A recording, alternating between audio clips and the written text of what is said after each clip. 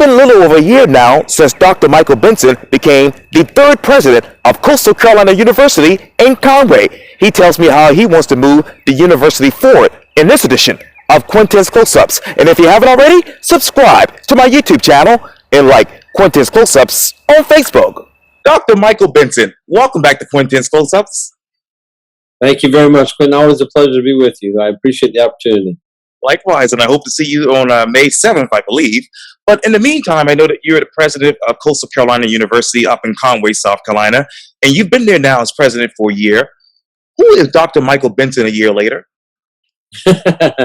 Well, I'm glad to say I've lost weight. So that's my wife and I have both stuck to a very strict regimen. I've never done a diet my entire life, but I turned 57 a few weeks ago, and I thought, I want to be around for my 5 children and my wife and extended family. So trying to take better care of myself. So from a selfish perspective, I didn't mean to start with that, but you have to take care of yourself for that. I believe that impacts everything else you're trying to do. So a year in, we absolutely love South Carolina. We love living here. We love the people, the school. Our family is getting settled in. I came in January of last year and was here 6 months by myself until my children finished at the laboratory school back in Richmond, Kentucky. And they came down in July. Have been in a rental home ever since then, and we move into our new house this week. So it's a big week for Team Benson. That first 100 days, I think we talked about it last time I was with you. We tried very hard to get out as much as we could, given the environment, and kind of cast yourself back to a year ago. We were still very much in the midst of the pandemic, and I wasn't able to interact as much as I would have liked to in person. So we connected via Zoom. We tried all different sorts of ways to connect with people, but also to be visible. I mean, I think it's really important for the launch of anything to be as active and visible as possible. So that went very well. We've now begun the process of looking at our strategic plan and doing some other things that will put the university, I believe, in a really strong position moving forward. We welcomed our largest and best prepared freshman class, Quintin, to campus in August. And there's one number, a metric that's really important, and that's the retention rate. So the first-time freshmen that show up to campus, many of whom I've had a chance to meet while they've been on their tours, because I'm sitting here in my office and I see the tours right outside my window every day. But 92.7% of those freshmen that came in the fall returned for the spring semester. Wow. So in the midst of a pandemic, students return. So that's very encouraging. So I know your question was, who am I a year later?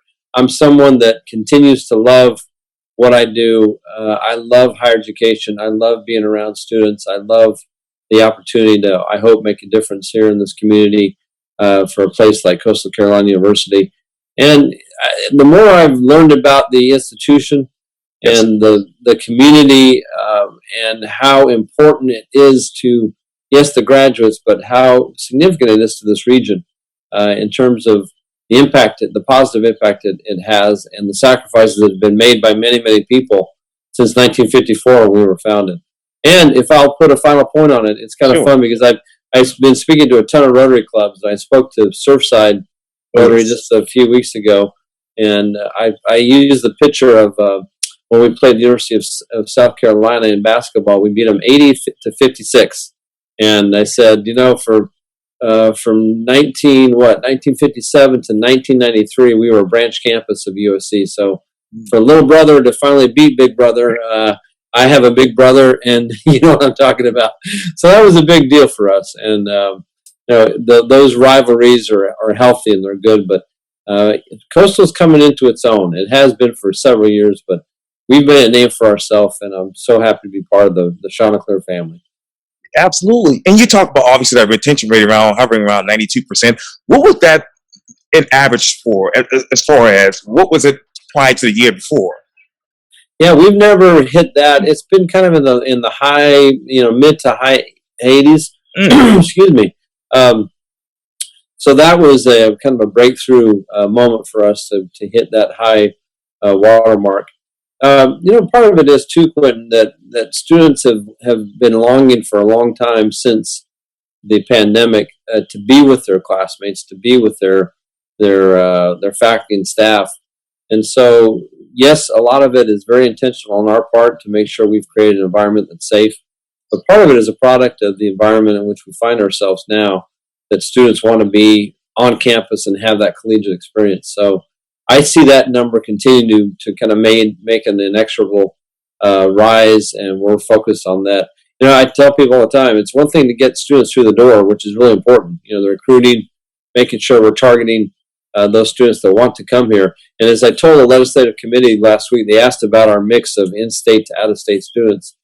And we're about 50-50. We're actually trending more toward more in-state students. That's a focus we want to have. But I told this legislator, we will not turn down any qualified South Carolina student that wants to come to Coastal.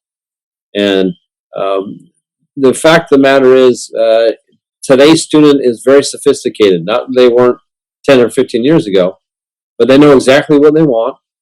And when they come on campus, and if you do not have Wi-Fi that works, or housing that's close by, or the amenities that students expect, and for parents that it's a safe environment, they feel like they can drop off their student and be assured that we will take care of them physically.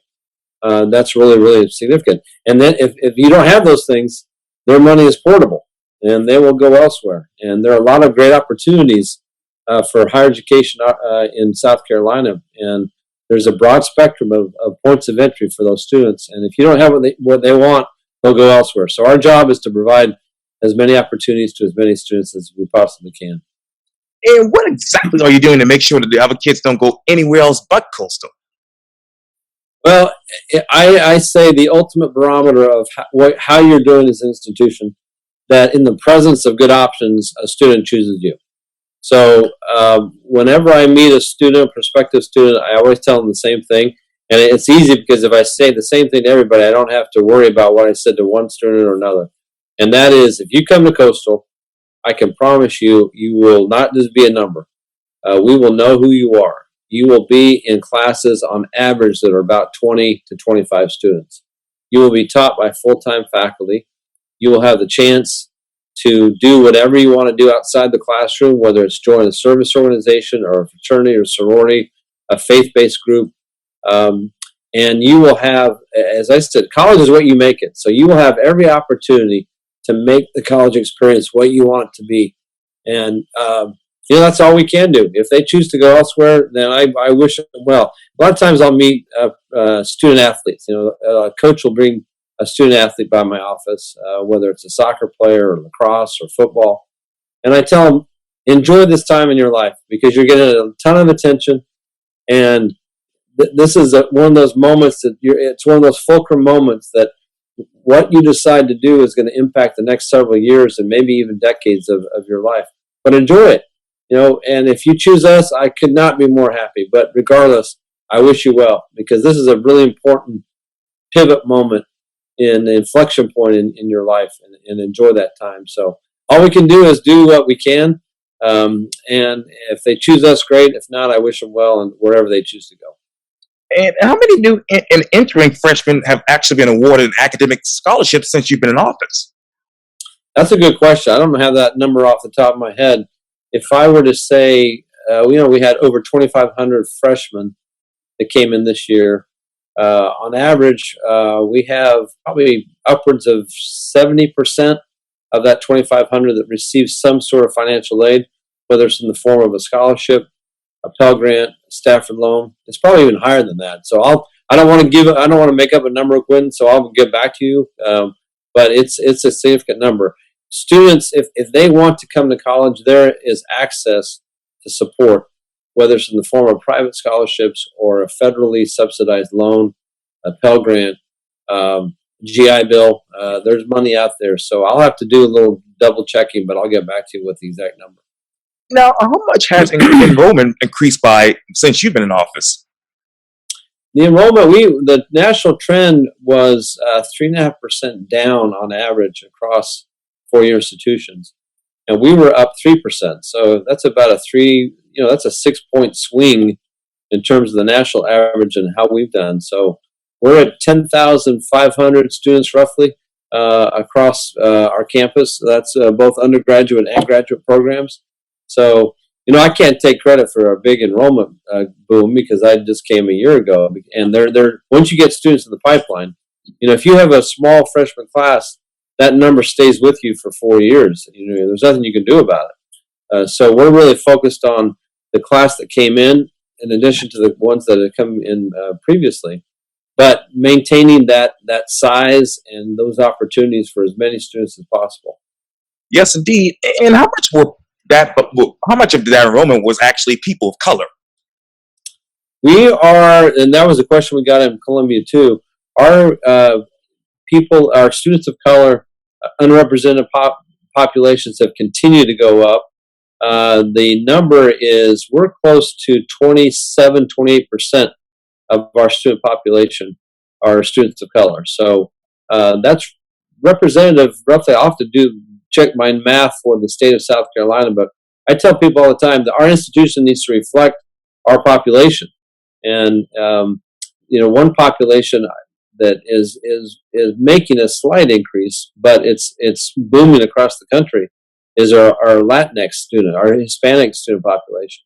And we had a huge boom when I was in Kentucky on our campus. And we're seeing more influx of students, Latinx students here on our campus as well. So that's a focus. And believe me, I get asked all the time in Columbia by representatives and senators, are we offering those opportunities to the first generation students of color? And I will say wholeheartedly that yes, we are, and we want even more students of color. How many first generation people of color are actually enrolling inside Coastal Carolina? The exact number, I'll have to go back and look and see what the first generation. About close to 30% of our students are first generation. The reason I know that is at graduation, I'll ask them to stand up. And I've been at this for a while now, almost 30 years in public higher education. And without fail, that is one of the most inspiring sights to see when those students stand up and you can see the family members and the support network and all those people that helped that student arrive at that moment, that significant moment. And to think here we are in 2022 and still a campus like ours with a quarter, if not a third of our population is a first generation, meaning that the first in their family to get a college education is really incredibly significant. Absolutely, and I will see you at graduation very soon. But let me go back to the enrollment. How much of the enrollment were actually female and male? So we're reflective of national averages. We're about 58-42, 58 female, 42 male. Right. And if you were to do kind of an audit of campuses across the country, it's about that, 60-40 female-male. Now, you may have places where it's more 50-50, but I tell the males all the time, our male students, hey, we got to step it up. We've got to provide more opportunities to male students to catch up with the female students. And I was raised by a mother and four sisters, and I sit with my own daughter, Tatum, who's our best student in our family. The female students work very, very hard. And in many ways, they're the trailblazers and setting an example and the high bar for our male students. And so that's about it, 58-42, and we've stayed kind of at those numbers for several years now. Now, going with more on with the enrollment, Dr. Benson, how many were out-of-state undergraduates representing at least 40 states? We have, I think we may be close to 50 states now. And our international student population has dipped a little bit, as you can appreciate, during the pandemic. But still, if of all the counties in South Carolina, I think we have all the counties represented and close to 50 of our 50 states in our country. Now, speaking of which, how many countries are currently represented by international students? I'm sorry, say that again? Yeah, currently, how many countries are actually represented by international students? I'm not exactly sure I know the exact country number. I meet with our international students every fall when they come, and I tell them I was an international student in England, so I know and Israel, and I know exactly what they're going through. And we've tried really hard to create an environment where they can be successful and feel like this is home. So I'm not exactly sure the exact number of countries represented, but it's one that we want to certainly grow. Some governments will control the number of international students that they allow into the country. With the pandemic, we certainly saw a kind of that spigot in many ways was it constricted. And I've told folks before, I really want to create an environment that is diverse, that is culturally diverse. I'll give you a good example. I had with our student body president, Brianna Martin, who is actually a graduate of Wando High School down in Charleston. We had a Muslim student that came and said, he's very devout, and he said, there's nowhere for me to pray where it's not kind of out in the open. And he said, look, I'm very proud of my faith, and I pray 5 times a day as a devout Muslim. So we looked, for example, in our Liv Jackson Student Union for space that we're creating for him to be able to pray, and kind of a meditation space that's ecumenical. It's for all faiths. So anytime we get requests like that, where we can accommodate a student and their faith and their beliefs and their traditions and customs, and do it in a way that makes other people appreciate the rich tapestry that is our campus, I think is really significant. And as I said, I had the chance to live overseas myself for almost 7 years. And I know what it's like to be in a foreign land and not kind of one of the kind of endemic population. And I learned so much through those experiences. And I want those students that come from other countries to have the same kind of experience where they are valued and appreciated. And we learn as much from them as we hope they learn from us. Are these foreign students and their faith being valued by most of the collegiate universities and colleges in the United States? That's a good question. I don't know if I can answer that. All I can do is do our best here. You hear stories sometimes of incidents that happen that make me very sad. I had one at my previous campus where some of our Saudi Arabian students were targeted, and that was a very difficult period for them. And I met with them, and it so happened it was during Ramadan, their holy month of fasting. And I think that's, unfortunately, Quintin, it's one of those aspects of our society where we don't appreciate like we should the rich diversity that's all around us. So I don't know what's going on other campuses, but I can tell you what we're trying to do here on our campus. And I hope we can be an example, and certainly we need to do better. But as I said, I'm a firm believer in providing an opportunity, an environment where these students can succeed and where we can learn from them. Absolutely. And let's fast forward in 2025. How many international students do you want to be enrolled at Coastal Carolina? I can't give you an exact number other than to say I'd like to see that number go up. Mm-hmm. We have quite a few students from Iceland, and you may say, why Iceland? And it turns out our soccer coach, his name was Paul Banta, I think 20 years ago, kind of established this pipeline of Icelandic, very accomplished soccer players, and then they went back home to Iceland and started telling their friends about Coastal Carolina. And next thing you know, we have, I think, one of our largest outside of the United States alumni chapters is in Iceland. Huh. So I hope I can make a trip someday there, and I've never been there, and meet with them. Yes. But whether it's there, whether it's in the Far East, whether it's in the Middle East, whether it's in Europe, I would love to see more students that want to come here and study. We have some natural advantages, Quintin. The fact that we're on the East Coast, it's an easier trip for some of those students to connect. And what's not to like? I'm looking outside today. It's what? It is now 46 degrees. It's warming up. It's warming up out here. Yeah, but I mean, it's here we are in late March, and it's people want to come here. I tell my kids every day, people save their entire lives to vacation in the place where we live. And what a blessing to live in a place like this. So that built an advantage to recruit and attract students to our neighborhoods right here in along the coast of South Carolina, I think is a huge advantage. And I know you have a big university run, so if you need to run, just let me know right here on camera. But by telling the college your story, Dr. Benson, how will that increase the market's interest and awareness of Coastal Carolina? Well, I've used an example of a gentleman by the name of Bill Davis, and Bill Davis is you'll see these books on my desk right here. Yeah. This one right here is called Brick by Brick. And I was given this by some members of our Horry County Higher Education Commission. And it's a story of the people that came together in the 1950s.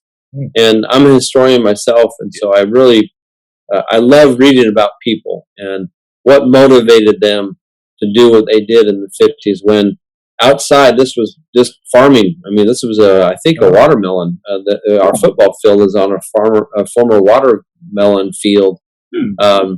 And they didn't have a lot, and they came together, and the story that Bill Davis says that the greatest thing that happened to Horry County was Coastal Carolina University, and it came from so near nothing is how he put it. And these folks, I don't think they knew kind of what it took to establish a university, but they knew they had to try. And we had kind of fits and starts, as you know, at the beginning. We were affiliated with the College of Charleston for a couple of years. And then USC, in so many ways, nurtured us for decades. And then when we were able to become independent in 1993, that's when we kind of got our wings, as it were. And the attention that the campus has gotten through our academic programs, our marine science program, for example, the college baseball, the national championship in 2016, the 2020 football season. I don't know if you paid attention to a young woman from Carvers Bay High School down there in Georgetown County, Melissa Jefferson. What a remarkable young woman who won our first national championship in track and field, indoor 60 meters. And if you watch the race, and I watched it live, she's lining up with runners from Kentucky, Texas, Oregon, Southern California, Auburn, and there she is, Melissa. And we recognized her Friday at the Allen County meet here in town.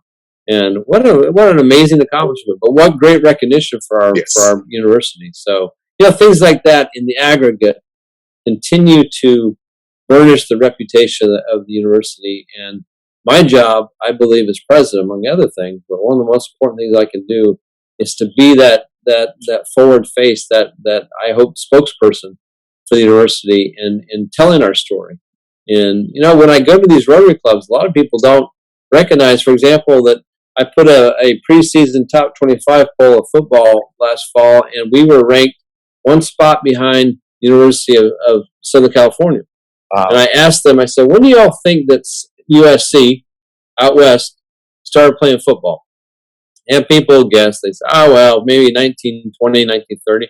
So no, they started their football program in 1892. And this year we will celebrate our 20th year. That's 20. Yes. 20th year of playing football. And here we are. We'll probably be in the top, preseason top 30. Oh, yes. We open against West Point. We open against Army here at Brooks Stadium. And how far we've come in a relatively short period of time, I think is quite remarkable.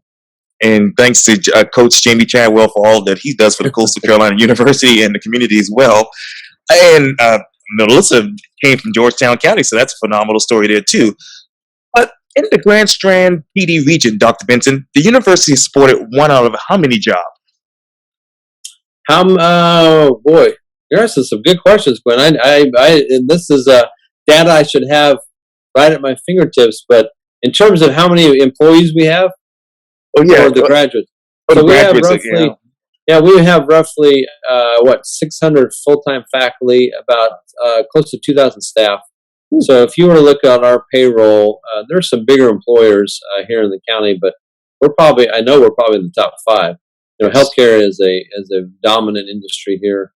So is banking, of course, tourism. But if you were to look at the graduates, for example, Horry County schools, I think 85% of the school teachers in our county were trained at Coastal Carolina. So 25, and this is an interesting statistic. As I told you, 50% of our students come from out of state, but the ones that graduate, 25% end up staying in South Carolina. So they fall in love with it. They want to, maybe they came from New Jersey or Massachusetts or New York, but they fall in love with the area and they want to stay here. So we continue to have I hope, a positive impact on in our county and our entire region. Now, how do you increase the value of a Coastal Carolina degree, resulting in increase in, say, the net tuition revenue? So my job as president, and along with all of my associates, my colleagues here, is to increase the reputation of the university. So there are a lot of rankings out there. U.S. News and World Report just came out again, and some people say, well, that's just a popularity contest.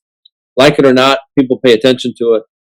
There's an even more important ranking within the U.S. News kind of collective rankings, and it's called the best value ranking. So they look at the kind of net cost of tuition, and then where your graduates end up, what kind of jobs they go to graduate school.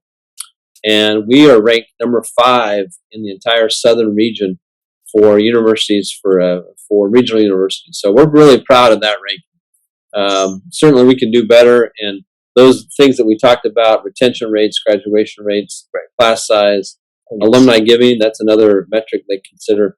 But the fact that we're considered one of the best values. So if you come from out of state, if you're an in-state student or our tuition is relatively low, this is a tremendous investment and a very good value.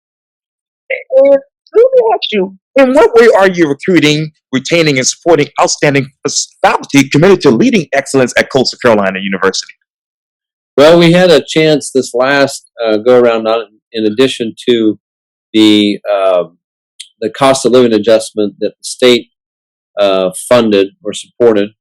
We also did what's called a Decompression Initiative. So a lot of times you'll have a faculty member that's hired at a certain rate, and if they're here for a period of time, and if they get tenure, they advance in rank, then they get a slight bump.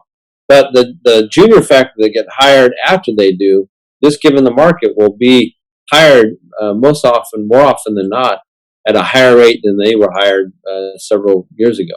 So that creates this kind of this chasm called compression, and it not only impacts our faculty but also our staff. So we made a very concerted effort to take Coupa, which is kind of a data set from colleges and universities.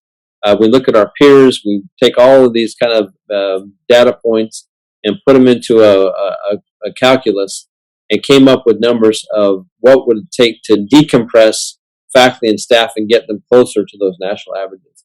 So that's one example of something we're trying to do to retain our faculty and staff. And we have got to do even more to get those numbers kind of more in line with national averages. But also there are other things, Quintin, quite honestly, that we can do to show how much we appreciate them. Now, the only thing we have in common is time. Now, that's the one finite commodity. So do we appropriately recognize time off and give them that time away from campus to be with family and friends and kind of step away from work?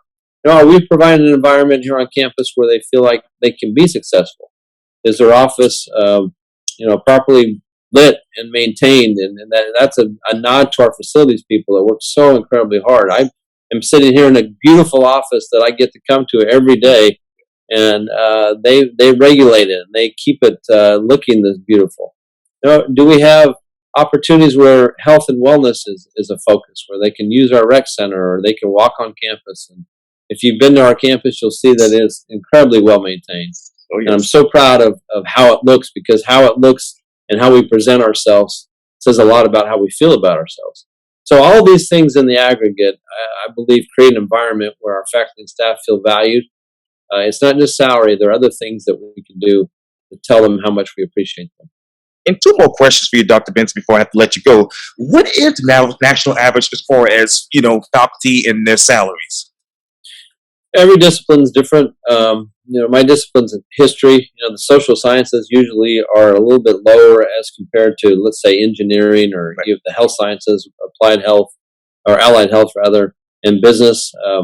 So on average, it's hard to say, but our faculty ranges. We need to get a little closer to those national averages. But we've made significant progress this last year. And in fact, after I'm done with you, I'm meeting with our chapter of the American Association of University Professors. That's the AUP. And they want to talk today about kind of those decompression issues that I discussed and making sure we have a plan moving forward to try and get those numbers more in line with national averages. And what are those other decompressing issues that you're looking out for right now? Well, like I said, the legislative session is still going. We've been told that we have to budget for the salary increase the state is proposing. They're also proposing a one-time kind of bonus, retention bonus, if you will. I think the government call it merit pay. There are insurance costs, pension costs that we have to budget for, but also insurance costs. Everything's getting more expensive. We're kind of in a hyperinflation moment right now, and certainly the Federal Reserve adjusting interest rates. We'll see what that does. But the first rate hike, as you heard last week, was just that, the first one. There'll be more. So we have to be very cognizant of kind of the surrounding environment, but also send a very clear message to our faculty and staff that we value you, and we will do all we can to budget for those ways we can get those salaries more in line where they need to be. And I hope to get you back in the summer so that I can talk to you more about the strategic plan that you just mentioned, because I got a lot of questions there. But of course, I'll see you in person on May 7th at graduation. And until then, Dr. Micheal Benson, thank you for your time. And again, welcome back to Quintin's Close-Ups. Thank you very much, Quintin. You always ask great questions, and I look forward to seeing you on campus in May. Yes, sir. I'll be there.